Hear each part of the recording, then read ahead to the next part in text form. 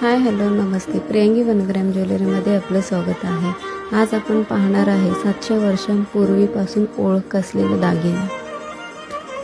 कोल्हापूर म्हटलं की आपल्या डोळ्यासमोर येतं ते म्हणजे श्री महालक्ष्मीचं मंदिर, पौष्टिक आहार, तांबडा पांढरा रस्सा आणि त्याचबरोबर एक अनोखी पारंपरिक ओळख ती म्हणजे कोल्हापुरी साज. हा दागिना फक्त सोन्याचा तुकडा नाही तर महाराष्ट्राच्या संस्कृतीचा, परंपरेचा आणि स्त्री शक्तीचं जिवंत प्रतीक आहे. कोल्हापुरी साजाचा इतिहास जवळपास 700 वर्षांपूर्वीचा मानला जातो. छत्रपतींच्या काळात म्हणजेच मराठा साम्राज्याच्या सुवर्णयुगात हा दागिना कोल्हापुरातील सोनारांनी खास बनवायला सुरुवात केली. या साजात असतात 21 वेगवेगळ्या प्रकारच्या पेंड्या. प्रत्येक पेंडीला एक वेगळी कथा, वेगळं महत्त्व आहे. काही पेंड्या देवतांचे प्रतीक, काही निसर्गाचे रूप तर काही सौभाग्य आणि संरक्षणाचे चिन्ह दर्शवतात.